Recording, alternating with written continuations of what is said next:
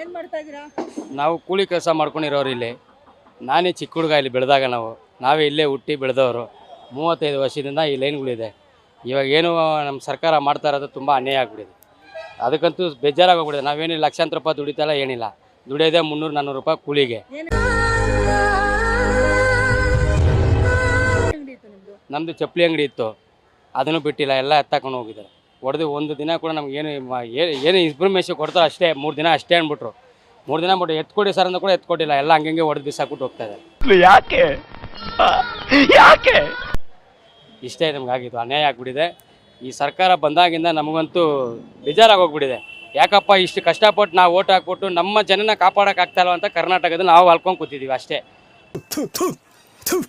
ನಾನು ಕಣ್ಣೆದ್ರಿಗೆ ಶೂಟ್ ಮಾಡಿ ಸಾಯಿಸ್ಬಿಡ್ತೀನಿ. ಇರಿಟೇಷನ್ ಕಣ್ರಿ, ಕಳ್ಸಿ ಆಚೆ. ಈ ಸರ್ಕಾರ ನಮಗೇನು ಮಾಡಿಲ್ಲ ಇವತ್ತವರೆಗೂ. ಬಡವ್ರನ್ನ ಇನ್ನೂ ಯಾಕಂತ ತುಳಿತಾವ್ರೆ. ಸೌಕಾರ ಆಗ್ತಾನೆ ಇದ್ದಾರೆ. ಬಡವ್ರನ್ನ ಹಿಂಗೆ ಬಂದು ಯಾರು ಹೊಡಿಬಾರ್ದು. ಹಿಂಗೆ ಹೊಟ್ಟೆಯಲ್ಲಿ ಏನು ಲಕ್ಷಾಂತರ ರೂಪಾಯಿ ಸಂಪಾದನೆ ಮಾಡ್ತೀವ ಇಲ್ಲಿ ಹೇಳಿ? ಲಕ್ಷಾಂತರ ರೂಪಾಯಿ ಸಂಪಾದನೆ ಮಾಡಿದ್ರೆ ಕೋಟಿ. ನೋಡಿ, ಇವಾಗ ನೀವು ಅಲ್ಲಿಂದ ಹಿಡಿದು ಇಲ್ಲಿವರೆಗೂ ಫುಟ್ಪಾತ್ ಅನ್ನೋದು ಸಾರ್ವಜನಿಕ ಪ್ರದೇಶದ್ದು. ಹೌದು, ಅದು ನೀವು ಫುಲ್ ಆವರಿಸ್ಕೊಂಡ್ರೆ ಓಡಾಡೋದು ಕಷ್ಟ. ಹೌದು ಮೇಡಮ್, ನಾವಿಲ್ಲ ಅಂತ ಹೇಳಿಲ್ವಲ್ಲ. ನೀವು ನಮಗೊಂದು ಸೊಲ್ಯೂಷನ್ ಕೊಡ್ಬೋದಲ್ಲ. ನಾವು ಗ್ರ್ಯಾಜುಯೇಟ್ ಆಗಿದ್ದೀವಿ ತಾನೆ, ನಾವು BCom ಮಾಡಿದ್ದೀವಿ. ನೀವು ನಮಗೇನೋ ಒಂದು ಕೆಲಸ ಕೊಡಂಗಿದ್ರೆ ನಾವ್ಯಾಕೆ ಫುಟ್ಪಾತಲ್ಲಿ ಬಂದು ಕೂತಿರ್ತೀವಿ ಇಲ್ವಾ? ಈ ನಾವು ಮೊನ್ನೆ ಕೂತ್ಕೊಂಡಿದ್ರೆ ನೀವು ಹೇಳೋಕ್ಕೆ ಹೌದಪ್ಪ, ಮೊನ್ನೆ ಕೂತ್ಕೊಂಡು ನೀವು ಹೊಡೆದಾಕೋದು ನ್ಯಾಯ. 40 ವರ್ಷದಿಂದ ನಾವು ಜೀವನ ಮಾಡ್ಕೊಂಡು ಇಲ್ಲೇ ನಾವೆಲ್ಲ ಮಕ್ಕಳು ಮರಿ ಎಲ್ಲ ಇಟ್ಕೊಂಡು ನಾವು ಜೀವನ ಮಾಡಿದವರು. ಅವತ್ತೆಲ್ಲ ಅವತ್ತ ಮಾಡಿದರೆ ನಾವ್ಯಾಕೆ ಬೀದಿಗೆ ಬರ್ತಾ ಇದ್ದೀವಿ? ನೀವು ಸರ್ಕಾರ ನಡೆಸೋರು, ನೀವು ಕರೆಕ್ಟಾಗಿ ನಮ್ಮನ್ನು ದಾರಿ ತೊಗೊಂಡೋಗ್ಬಿಟ್ಟು ನಮ್ಮ ಹುಡುಗರಿಗೆ ಹೆಂಗ್ಮಣಿಗಳಿದ್ದಾರೆ ಎಲ್ಲರಿಗೂ ಒಂದು ಕೆಲಸ ಕೊಟ್ಬಿಟ್ಟಿದ್ರೆ ನಾವ್ಯಾಕೆ ಇಲ್ಲಿ ಬೀದಿ ಬಂದು ಕೂತಿರ್ತೀವಿ? ನಮ್ಗೆ ಯಾಕೆ ಬೇಕು? ನಮಗೆ ಬೇಕಾ ಹೇಳಿ? ನೀವು ಸರ್ಕಾರನ ಮಾಡೋರು ನಮಗೆ ಬಂದ್ಬಿಟ್ಟು ನಮ್ಮವ್ರಿಗೂ ನೀವು ದಾರಿ ಮಾಡಿಕೊಟ್ಟಿದ್ರೆ, ಬೆಲೆ ಕೊಟ್ಟಿದ್ರೆ ನಾವು ಚೆನ್ನಾಗಿರ್ತಾ ಇದ್ದೀವಿ. ನಾವ್ಯಾಕೆ ಫುಟ್ಪಾತ್ನ ನಾವು ಸ್ವೀಕರಣೆ ಮಾಡ್ಕೋತಾ ಇದ್ದೀವಿ? ನಾವೇನು ಮಾಡ್ಕೊಳ್ಳೋಕೆ ನಮಗೇನು ಅವಶ್ಯಕತೆ ಇಲ್ವಲ್ಲ. ಆಯಿತು, ಆಮೇಲೆ 40 ವರ್ಷ ಹಿಂದೆ ಹೆಂಗಿತ್ತಂತ ಎಲ್ಲರಿಗೂ ಗೊತ್ತು.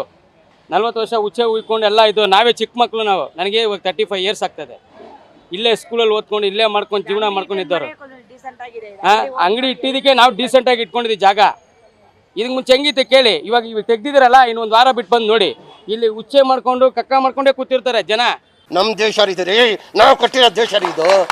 ಇಲ್ಲಿ ಯಾರು ಉದಾರ ಆಗೋದು ಏನಿಲ್ಲ. ಈ ಜಾಗ ಏನು ಪರ್ಫೆಕ್ಟಾಗಿ ಜಾಗ ರೆಡಿ ಮಾಡ್ಬಿಡ್ತಾರೆ. ಫುಟ್ಪಾತು ಮಾಡೋದೇ ಇಲ್ಲ, ಗೌರ್ಮೆಂಟ್ ಸರ್ಕಾರ ಮಾಡೋದೇ ಇಲ್ಲ. ಬೇಕಾದ್ರೆ ಬರ್ದಿಟ್ಕೊಳ್ಳಿ, ಇನ್ನೊಂದು ವಾರ ಬಿಟ್ಟು ಬನ್ನಿ, ಇದು ಹಿಂಗೆ ಇರುತ್ತೆ. ಇದನ್ನ ಯಾರು ಕ್ಲೀನ್ ಮಾಡಿ ನಾವು ಜಾಗ ಸ್ವೀಕರಣೆ ಮಾಡ್ಕೊಂಡು ಏನೂ ಮಾಡೋದಿಲ್ಲ. ಇದೆಲ್ಲ ಹಿಂಗೆ ಹಾಳಾಗೋಗ್ಬಿಟ್ಟಿದೆ ಅಷ್ಟೇ. ಇನ್ನೇನು ಮಾಡೋಕೆ ಹೊಟ್ಟೆ ಹೊಡೆದಿದ್ದೀವಿ. ಏನೋ ದೇವ್ರು ಇದ್ದಾನೆ ಅಷ್ಟೇ, ಇನ್ನೇನು ದಾರಿ ತೋರಿಸ್ಬೇಕು ಅಷ್ಟೇ. ನಮಗೆ ಇನ್ನೇನಿಲ್ಲ. ನನಗಂತೂ ಈ ಜೀವನವೇ ಬೇಸರವಾಗಿ ಹೋಗ್ಬಿಟ್ಟಿದೆ.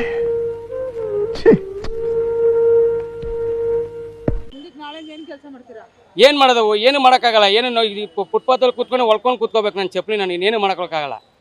ಇನ್ನೆಲ್ಲೂ ಕೂತ್ಕೋಬೇಕು ಹೇಳಿ? ಏನು ಸರ್ಕಾರದಲ್ಲಿ ಅಲ್ವೋ ಕೂತ್ಕೊಂಡು ಕೆಲಸ ಮಾಡೋಕ್ಕಾಗತ್ತ? ನಾನು ಚಪ್ಪಲಿ ಒಳ್ಳೆಯವ್ರು ಎಲ್ಲೂ ಹೋಗಲಿ? ಏನು ಕೋಟ್ಯಾಂತರ ರೂಪಾಯಿ ಏನೋ ಬಂಡವಾಳ ಹಾಕಿದ್ದೀವ? ಕೋಟಿ ಲೂಟಿ ಮಾಡೋರನ್ನೆಲ್ಲ ಬಿಟ್ಬಿಡ್ತೀರಾ? ಫುಟ್ಪಾತಲ್ಲಿ ಬಂದು ಹಿಂಗೆ ಹೊಡಿತೀರಲ್ಲ. ದೇವ್ರು ನಿಂಗೆ ಒಳ್ಳೇದು ಮಾಡ್ತದ? ನಿಂಗೆ ಜನ್ಮಕ್ಕೆ ಹೋಗೋ. ನಮ್ಗೊಂದು ದಾರಿ ಮಾಡ್ಕೊಬಿಟ್ಟು ನೀವು ಹೊಡೆದಿದ್ರೆ ನಮಗೇನೋ ಖುಷಿ ಆಗ್ಬೋದು. ಬಿಡಪ್ಪ, ನಮ್ಗೆ ದಾರಿ ಮಾಡ್ಕೊಡೋರು ಅಂತ ಏನೋ ಮಾಡ್ಕೋಬೋದು. ಇನ್ನು ದಾರಿನೇ ಮಾಡ್ಕೊಟ್ಟಿಲ್ವಲ್ಲ. ಇನ್ನು ನಾವೆಲ್ಲಿ ಹೋಗೋದು? ಸರ್ಕಾರ ಸ್ಕೂಲ್ ಇಲ್ಲ, ಏನು ಮಾಡ್ಕೊಟ್ಟಿದ್ರೆ? ನಮ್ಗೆ ಸ್ಕೂಲ್ ಮಾಡ್ಕೊಬಿಟ್ಟು ನಮ್ಮ ಮಕ್ಕಳನ್ನ ಸ್ಕೂಲ್ ಸೇರಿಸೋದು. ಸರ್ಕಾರ ಸ್ಕೂಲ್ಗೆ ಏನು ಮಾಡ್ಕೊಟ್ಟಿದ್ರು? ಎಲ್ಲಿದೆ ಮೇಡಮ್? ಎಲ್ಲಿದೆ? ಚೆನ್ನಾಗಿ ಹೇಳ್ಕೊಡ್ತಾವ್ರ ಹೇಳಿ? ಎಷ್ಟು ಜನಕ್ಕೆ ಹೇಳ್ಕೊಡ್ತಾವ್ರೆ? ನಾವೆಲ್ಲ ಸರ್ಕಾರಿ ಸ್ಕೂಲಲ್ಲೇ ಓದಿದ್ದು. ಇವತ್ತು ನಾವು BCom ಮಾಡಿಲ್ಲ, ಇದೇ ಸ್ಕೂಲಲ್ಲೇ ಮಾಡಿದ್ದು ನಾವು. ಇವಾಗ ಎಲ್ಲಿದೆ ಸರ್ಕಾರಿ ಸ್ಕೂಲು? ಎಲ್ಲಿ ಸರ್ಕಾರಿ ಸ್ಕೂಲ್? ಏನಿಲ್ಲ. ಯಾಕೆ? ನಿಜ ಹೇಳಿದಕ್ಕೆ ನಿಮಗೆ ತಿಕ್ಕ ಉರಿದೋಯ್ತಾ?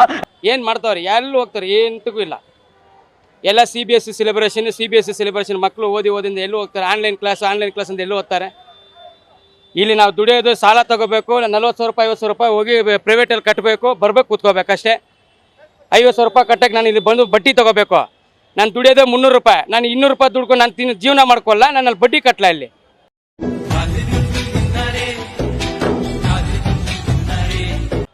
ಇಷ್ಟು ಕಷ್ಟಪಡ್ತದೆ ಬೀದಿಯಲ್ಲಿ. ನಾವು ಏನು ಮಾಡೋಕ್ಕಾಗತ್ತೆ? ನಮ್ಮ ಸರ್ಕಾರ ಏನೋ ಒಂದು ಬಂದ್ಬಿಟ್ಟು ನಮ್ಮವ್ರಿಗೆ ಯಾರಿಗೋ ನಮಗೆ ಎಲ್ಲ ಓದಿರೋರು. ಇಲ್ಲಿ ಯಾರು ಓದದೇ ಇರೋರು ಏನಿಲ್ಲ ಪಾಪ. ಅವ್ರ ನಮ್ಮ ತಂದೆ ತಾಯಿಗಳೆಲ್ಲ ಕಷ್ಟಪಟ್ಟು ಜಾಗ ಮಾಡಿಕೊಟ್ಟು ನಮ್ಗೆ ಓದಿಸಿರ್ತಾರೆ, ವಿದ್ಯೆ ಮಾಡಿಕೊಟ್ಟವ್ರೆ.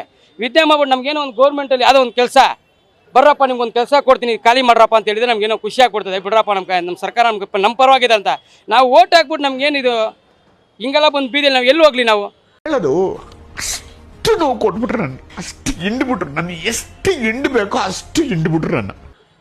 ಹೇಳಿ, ಇನ್ನೆಲ್ಲೂ ಹೋಗ್ಬೇಕು? ನಾವೇನು ಬೇರೆ ದೇಶದವ್ರಾ? ನಾವು ಬೇರೆ ದೇಶದಿಂದ ಬಂದು ಬದುಕ್ತಾ ಇದ್ದೀವ? ಇದೇ ಚಿಕ್ಕಪೇಟೆಯಲ್ಲೇ ಜೀವನ ಮಾಡ್ತಿದ್ವಿ, ಇದೇ ಚಿಕ್ಕಪೇಟೆಯಲ್ಲಿ ಮನೆ ಇದೆ, ಎಲ್ಲ ಇದೆ. ನಮ್ದೇನು ಬಂಗ್ಲೆ ಏನಿಲ್ಲ, ನಮ್ಮದು ಇರೋದೇ ಕೋಟ್ರಸ್ ಮನೆ ನಮ್ಮದು. ಎಲ್ಲಿ ಜೀವನ ಮಾಡಲಿ ಹೇಳಿ? ಈ ಜೀವನ ಮಾಡೋಕ್ಕೆ ನಮ್ಗೆ ಏನು ದಾರಿನೇ ಇಲ್ಲ, ಕುತ್ಕೊಳ್ಳೋಕ್ಕೂ ದಾರಿ ಇಲ್ಲ, ಏನಿಲ್ಲ. ಎಲ್ಲಿ ಹೋಗ್ಲಿ? ಕೆಲಸಕ್ಕೆ ಎಲ್ಲಿ ಹೋಗ್ಲಿ? ಇವಾಗ ಕೆಲಸ ಕೊಡ್ತಾರ ನಮಗೆ? ಏನ್ ಹೇಳ್ತೀರಾ ಸರ್ಕಾರಕ್ಕೆ? ಏನೋ ಅವ್ರು ನೋಡಿ ಮೇಡಮ್, ನಾವು ಹೇಳೋದು ಏನಿಲ್ಲ, ಇಷ್ಟೇ ಇದು ಮಾಡಿದ್ದಾರೆ. ಅವ್ರಿಗೇನೋ ಮನಸತ್ವ ಏನೋ ಇತ್ತು ಅಂದರೆ ನಮಗೆ ಒಳ್ಳೇದು ಮಾಡೋಂಗಿದ್ರೆ ಮಾಡೋಕ್ಕೆ ಇಲ್ಲ, ಅಷ್ಟೇ. ಇನ್ನೇನು ಇಷ್ಟು ಹೇಳಕ್ಕೆ ಇಷ್ಟಪಡ್ತೀನಿ. ಓಕೆ ಫ್ರೆಂಡ್, ಬಾಯ್. ನಿರಂತರ ಸುದ್ದಿಗಾಗಿ ನಿರೀಕ್ಷಿಸಿ TV9. ಕ್ಯಾಮರಾಮನ್ ಗಿರಿರಾಮ್ ಜೊತೆ ಕುಟೇರ ಸಿಂಹ ಜಂಗ್ಲಿ.